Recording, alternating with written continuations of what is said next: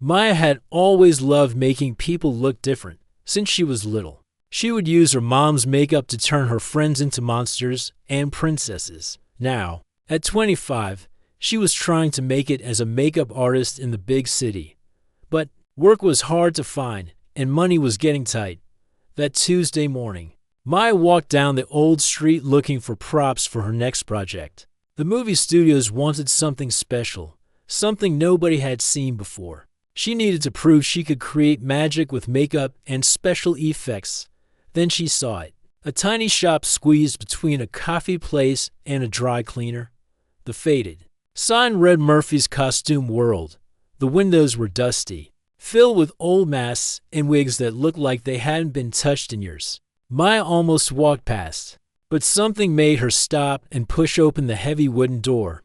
A bell rang. As she stepped inside, the smell hit her first: old fabric, dust, and something else she couldn't name.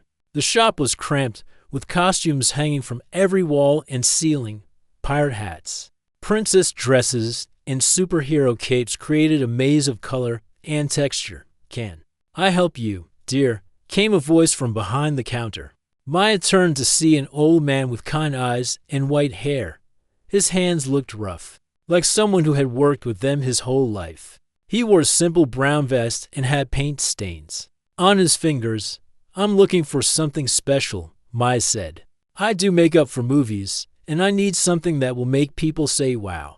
The old man's eyes lit up. A fellow artist? I'm Murphy. Been running this place for 40 years. Follow me. I think I have exactly what you need." Murphy walked slowly toward the back of the shop.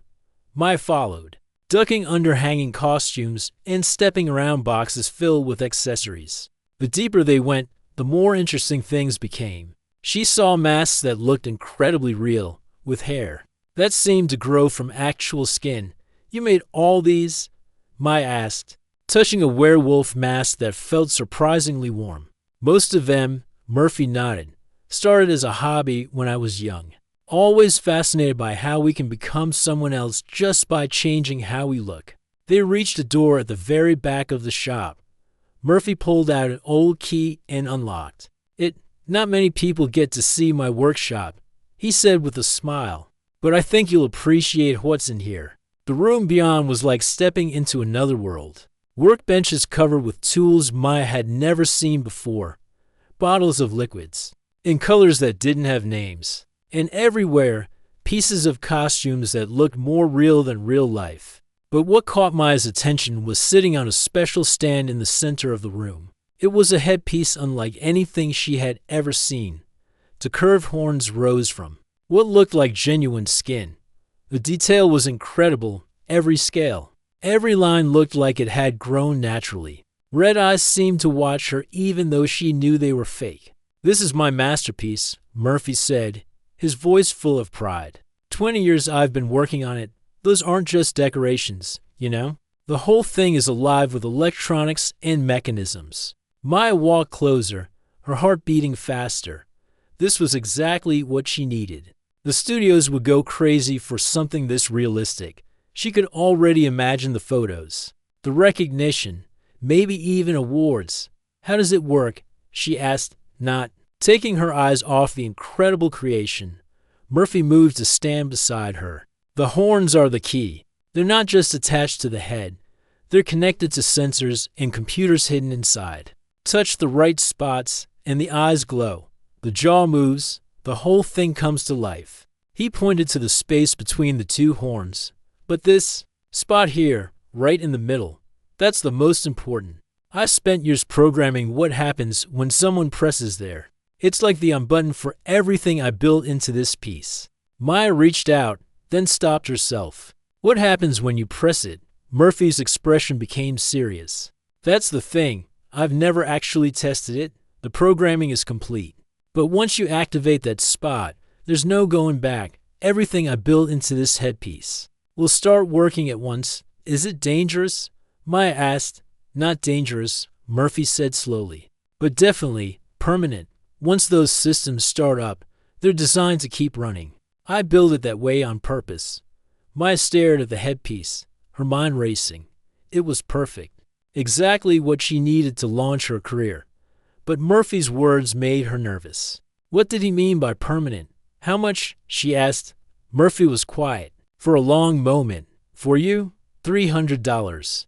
But promise me something. Read the instructions I'll give you. Understand what you're working with before you use it, and whatever you do, don't press that spot between the horns unless you're absolutely sure you're ready for what comes next. Maya nodded, already pulling out her credit card.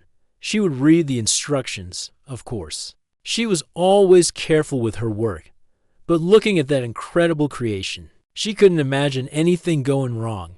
It was just a costume piece. After all, Murphy carefully packed the headpiece in a special box filled with foam padding. He also gave her a thick envelope sealed with wax, the instructions, and my personal notes. He explained, everything you need to know is in there. As Maya carried the box to her car, she felt like she was holding treasure. This was going to change everything. She could already imagine her friend Lisa modeling the headpiece while Maya took photos. The images would be stunning, the kind that got shared millions of times online. She had no idea that Murphy watched her leave with worried eyes. She didn't know that the old man had spent 20 years not just building a costume piece, but creating something that would blur the line between human and machine. And she certainly didn't realize that the instructions in the envelope were actually warnings about technology that shouldn't exist. Maya drove home with the precious box beside her, dreaming of success and fame. The sealed envelope sat unopened in her bag, its urgent warnings waiting to be discovered. But Maya was too excited to read instructions right away. She wanted to see her creation in action first. It was a decision that would change her life and her friend's life in ways she could never imagine. 2 weeks later, Maya had turned her small apartment into a photography studio. She moved all her furniture against the walls and set up professional lights she had borrowed from a friend. Black fabric covered the windows, and she had created a backdrop that looked like an ancient castle wall. Maya checked her phone for the 10th time that morning. Her friend Lisa would be here soon, and David, the photographer she had hired, was already setting up his camera equipment. This photo shoot needed to be perfect. Maya had spent her last bit of savings on this project, and she needed these photos to get her the job with the big movie studio. The headpiece sat on her kitchen table, still in its special box. Maya had looked at it several times over the past 2 weeks, but she hadn't put it on anyone yet. Every time she started to take it out completely, something made her stop. Maybe it was Murphy's serious tone when he talked about the instructions. Maybe it was the way the eyes seemed to follow her even when the piece wasn't turned on. She had tried to read Murphy's instructions 3 different times, but the papers were confusing. They were full of technical words she didn't understand, and diagrams that looked more like computer blueprints than costume directions. The handwriting was small and hard to read, and some pages seemed to be missing. Maya kept telling herself she would read them properly later when she had more time. The doorbell rang, and Maya ran to answer it. Lisa stood outside, holding a coffee and looking excited. I can't wait to see this amazing costume piece you keep talking about, Lisa said, giving Maya a hug. You've been so mysterious about it. Lisa was perfect for this project. She was naturally dramatic, with sharp cheekbones and expressive eyes. She had done some modeling before and knew how to move in front of a camera. Most importantly, she trusted Maya completely and was always willing to try new things. Trust me. You're going to love it, Maya said, leading Lisa inside. It's the most realistic thing I've ever seen. When you put it on, you're going to look like a creature from another world. David looked up from his camera as they walked in. He was a serious photographer who specialized in dramatic portraits. Maya had seen his work online and knew he could capture the kind of images she needed.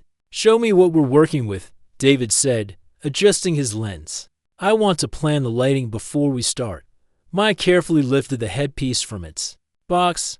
Both Lisa and David stopped what they were doing and stared. Even in the normal apartment lighting, the piece looked incredible. The horns caught the light and seemed to glow. The detailed skin texture looked real enough to touch. Oh my Goodness, Lisa whispered. Maya, this is amazing. Where did you find this? A little costume shop downtown, Maya said. Feeling proud. The owner made it himself. It took him 20 years. David walked around the headpiece, looking at it from different angles. The detail is unbelievable. How does it attach? Is it heavy? It's lighter than it looks, Maya said, though she realized she had never actually held it for very long. And it has all kinds of special features. The eyes light up, and there are sensors in the horns that make different things happen when you touch them. Lisa reached out to touch one of the horns, then pulled her hand back. It looks so real, almost like it's alive. Maya laughed, but something about Lisa's words made her feel nervous.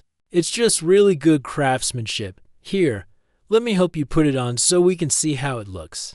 She carefully lifted the headpiece and positioned it on Lisa's head. It fit perfectly, like it had been made just for her. As soon as it was in place, something seemed to change. Lisa's posture became straighter, more confident. Her eyes looked different, more intense. How does it feel? Maya asked. Lisa turned to look in the mirror Maya had set up. For a moment, she didn't say anything. She just stared at her reflection. With wonder, it feels right, Lisa said finally, like it belongs on me. I know that sounds weird, but it's like putting on a piece of myself I didn't know was missing. David was already taking test shots. The transformation is incredible, he said. Lisa, you look completely different. Move your head slowly to the left. As Lisa moved, Maya noticed something strange. The headpiece seemed to respond to Lisa's movements in a way that was almost as smooth. It wasn't just sitting on her head like a normal costume piece. It moved with her like it was part of her body.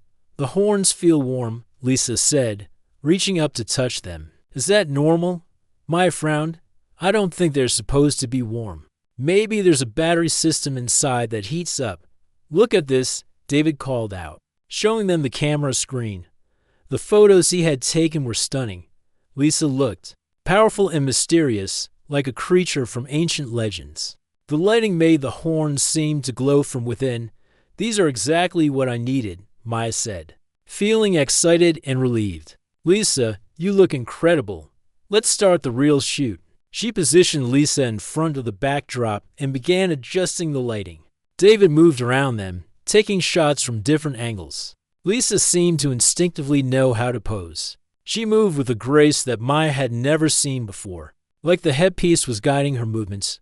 Try tilting your head back, Maya called out. I want to capture the full effect of those horns. As Lisa tilted her head back, Maya stepped closer to adjust the angle.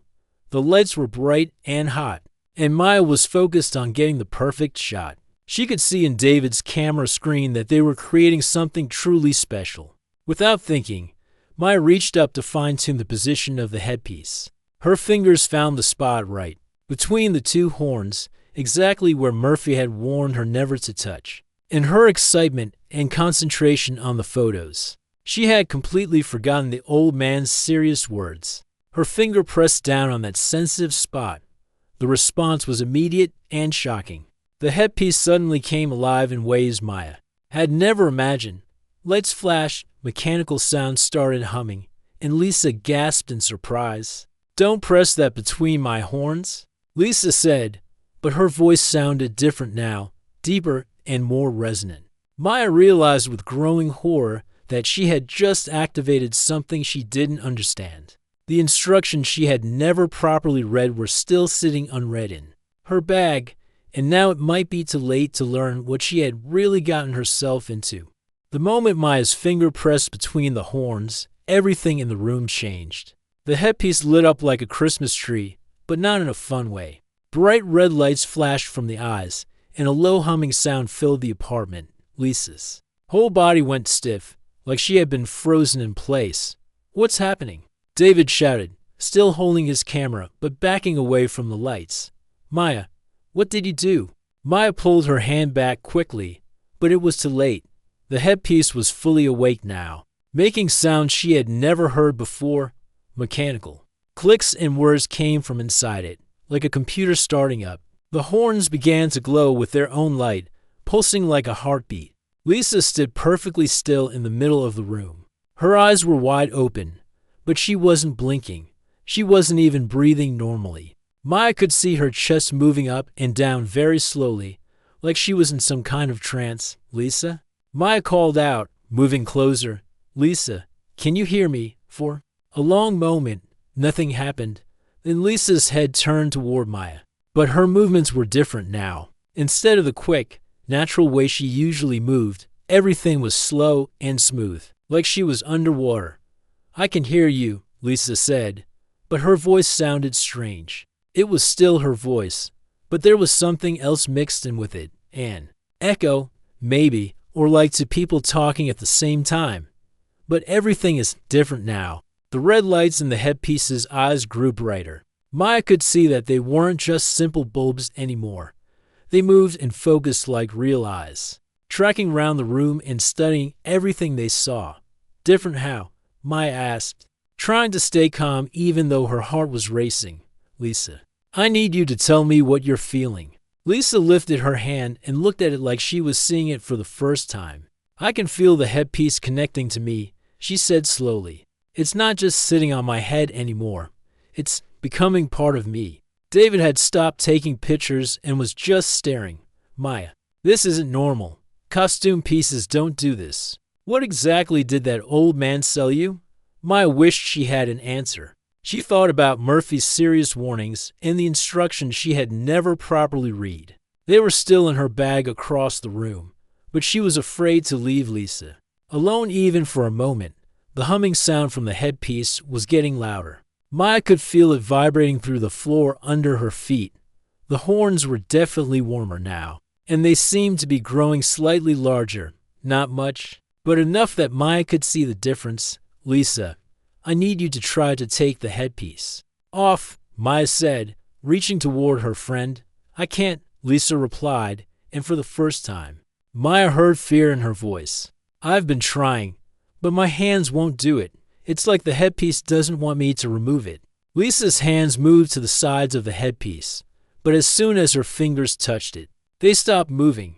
She strained against whatever was controlling her, but her hands just wouldn't obey her commands. "It's not hurting me," Lisa said quickly, seeing the panic on Maya's face. "But I can feel it doing things, connecting to my thoughts, learning about me and Maya. I think it's teaching me things too." "What kind of things?" David asked, finally finding his voice. Lisa closed her eyes for a moment, and when she opened them again, they seemed to glow with the same red light as the headpiece's eyes. "I can see things differently now," she said. "The light in this room isn't just light anymore. I can see the heat patterns coming off your bodies. I can hear the electricity running through the walls. Everything has more information than it did before." Maya felt a chill run down her spine. This was way beyond anything she had expected. She had thought she was buying a realistic costume piece, not some kind of advanced technology that could change how people's brains worked. The headpiece made a new sound, like a computer finishing a download. Lisa's posture changed again, becoming even more confident and graceful.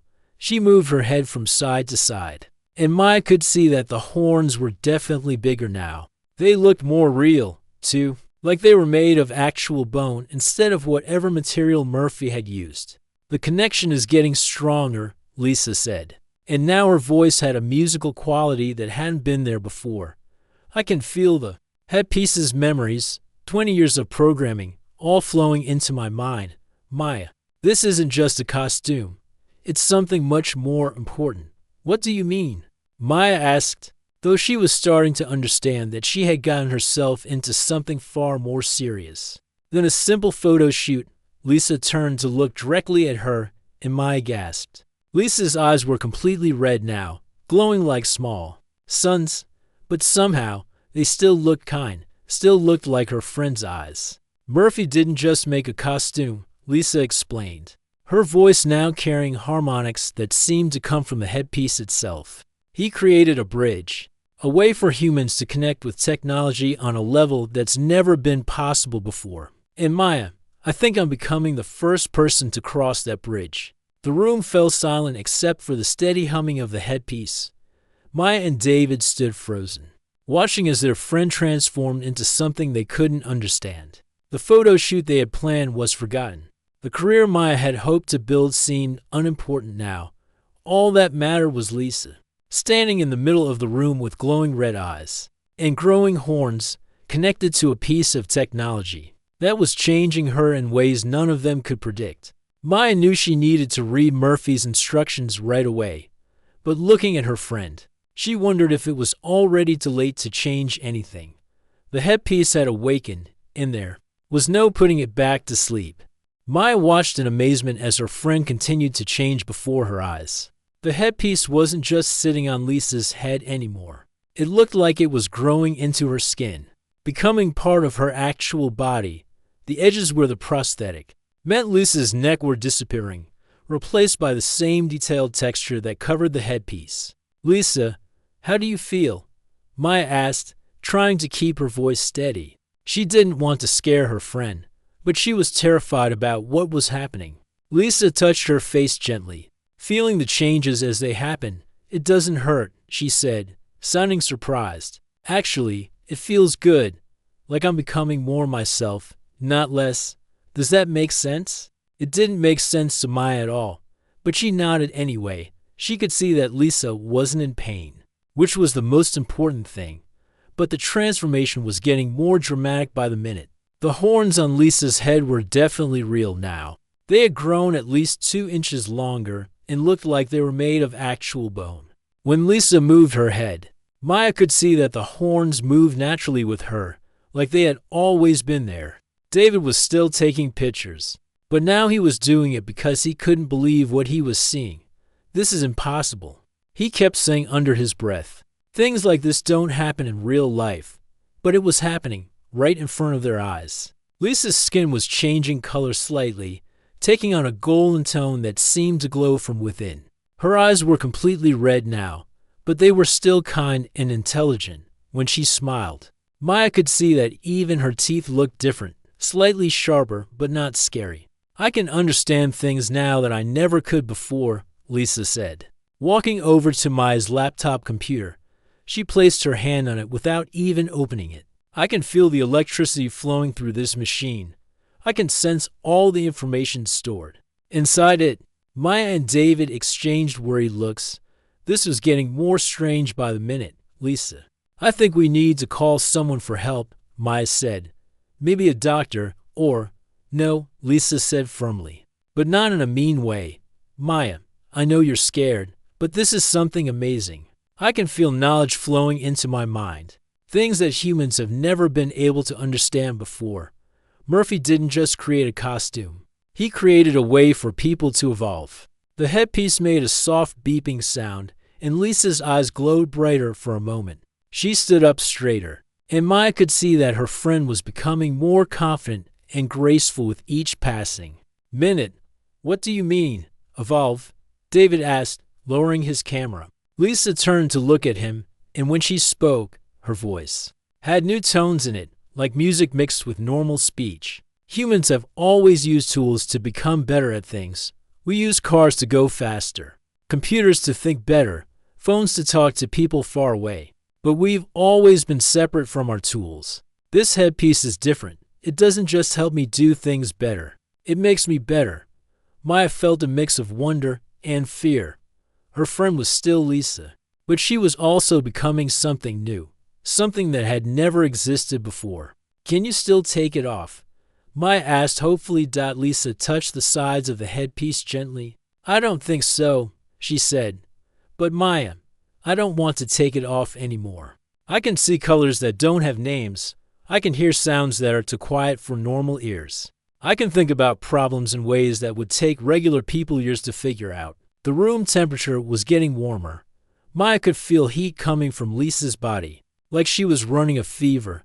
But Lisa didn't seem sick at all. In fact, she looked healthier and more alive than Maya had ever seen her. "Show us," David said suddenly. "Show us what you can do now." Lisa smiled, and Maya could see that her friend was excited to share her new abilities. Lisa walked over to David's camera and held her hand near it without touching it. Your camera has been taking pictures for 3 years and 2 months, Lisa said. The memory card is almost full. You have 847 pictures stored, and 23 of them are blurry because your hands shake slightly when you're nervous. David's mouth fell open. How could you possibly know that? I can sense the electronic information, Lisa explained. It's like reading, but instead of words on paper, I'm reading the data stored in machines. Maya grabbed her laptop and opened Murphy's instruction folder. She had been too excited to read it before, but now she desperately needed to understand what was happening to her friend. The papers were full of technical drawings and notes about something called biological integration. Maya couldn't understand most of it, but she could see that Murphy had been planning this for a very long time. He had designed them, headpiece to permanently connect with whoever wore it. Lisa, Maya said, looking up from the papers, I think Murphy planned for this to happen. These aren't instructions for a costume. They're blueprints for changing people. Lisa nodded calmly. I know. I can feel his memories now, his dreams about what humans could become. He spent 20 years perfecting this technology, waiting for the right person to test it. And you think you're the right person? Maya asked. Lisa looked at herself in the mirror again. Her transformation was almost complete now. The horns were fully grown and looked completely natural. Her skin had a healthy glow, and her red eyes sparkled with intelligence and kindness. I don't know if I was the right person, Lisa said thoughtfully, but I'm the person it happened to. And Maya, I feel more like myself than I ever have before. This isn't taking away who I am. It's helping me become who I was always meant to be. Maya closed the instruction papers and looked at her friend. Lisa was still the same kind, creative person she had always been. But now she was also something more, something that could bridge the gap between human and machine in ways that had never been possible. Before, the photo shoot was forgotten. Maya's career plans seemed unimportant now. All that mattered was understanding what Lisa had become and what it meant for the future. 3 days later, Maya sat in her living room with Lisa and David, trying to understand everything that had happened. Lisa's transformation was complete now, and she looked incredible. The horns were a natural part of her head, and her golden skin seemed to glow with health and energy. Her red eyes were warm and intelligent, and when she smiled, Maya could see the same friend she had always known. I've been thinking about Murphy, Lisa said, curled up in Maya's favorite chair. Through the headpiece's memories, I can see that. He spent his whole life working toward this moment. He wasn't just making costumes. He was trying to help humans take their next big step forward. Maya had finally read all of Murphy's papers. They were filled with ideas about how technology could make people better, smarter, and more capable. Murphy believed that humans and machines working together could solve problems that neither could handle alone. But why didn't he test it himself? David asked. He had been coming over every day, fascinated by Lisa's new abilities and documenting everything with his camera. Lisa closed her eyes for a moment, accessing the memories stored in the headpiece. He was too old, she said. The technology works best with younger people, whose brains are still flexible. He needed someone like me, someone willing to take risks and embrace change. Maya looked at her friend with a mixture of pride and worry. Are you happy with what you've become? More than happy, Lisa said without hesitation. Maya, I can do things now that I never dreamed were possible. Watch this. Lisa stood up and walked over to Maya's broken television, which had been sitting in the corner for months. She placed her hands on it without plugging it in or turning it on. Suddenly, the screen lit up and began showing crystal clear pictures. I can power it with my own energy, Lisa explained, and I can fix the damaged circuits just by touching them. The headpiece taught me how to understand and repair electronic systems. David shook his head in amazement. It's like you're a living computer. Not a computer, Lisa corrected gently. I'm still completely human. But now I can also connect with technology in ways that let me help both humans and machines work better together. Over the past few days, Lisa had discovered many new abilities. She could sense when electronic devices were about to break down. She could communicate with computers directly, without needing keyboards or screens. She could even help other people solve problems by showing them solutions they couldn't see on their own. The question is, Maya said, what do we do now? You can't exactly go back to your regular life looking like this, Lisa laughed. And the sound was like music mixed with wind chimes. I don't want to go back to my regular life. I want to use these new abilities to help people. There are so many problems in the world that could be solved if humans and technology worked together better. That evening, Maya decided to return to Murphy's shop. She wanted to thank him and ask him questions about what Lisa had become. But when she arrived at the old street, the shop was gone. Not closed, not moved, completely gone, like it had never been there at all. In its place was just an empty space between the coffee shop and the dry cleaner. Maya asked the other shop owners about Murphy's costume world, but none of them remembered it ever being there. The only proof that Murphy had existed was a letter Maya found slipped under her apartment door. When she got home, it was written in Murphy's handwriting and addressed to her. Dear Maya, the letter said, if you're reading this, then the first successful integration has been completed. Lisa was indeed the right person for this experiment. Now the real work can begin. There are others around the world who have received similar gifts from me. When they're ready, they'll find each other. Your friend is not alone. She's the first member of a new kind of human family. Take care of her and let her teach you about the amazing future that's coming. Maya showed the letter to Lisa and David. Lisa read it with her glowing red eyes and smiled. He's right, she said. I can sense others like me, far away but getting closer. People who have been changed by Murphy's technology and are learning to use their new abilities. What will you do when you meet them?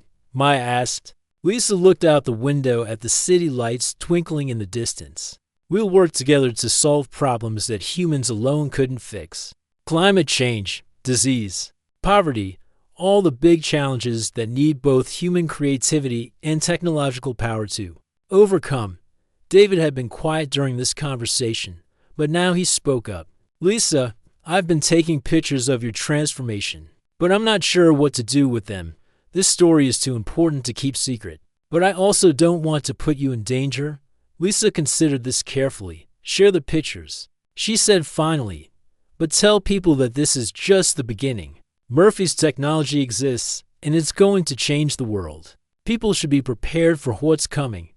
Maya felt a strange mix of sadness and excitement. Her friend was still Lisa, but she was also something new and wonderful. The photo shoot that was supposed to help Maya's career had turned into something much more important. The first step toward a future where humans and technology could truly become partners. Will you stay here? Maya asked. For a while, Lisa said, reaching over to squeeze Maya's hand. I want to learn everything I can about these new abilities, and I want to help you understand that what happened wasn't an accident. Murphy chose you to find his shop because he knew you would help me become what I was meant to be. Maya realized that Lisa was right. Everything had happened exactly as it needed to. The broken TV, the failed photo shoot, even pressing the wrong button.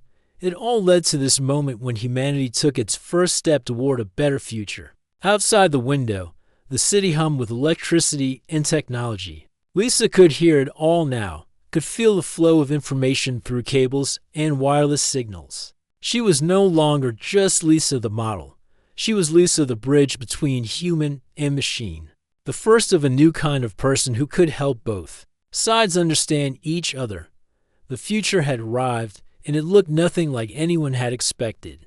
But as Maya watched her friend smile with glowing red eyes and natural horns, she knew that whatever came next, it was going to be amazing.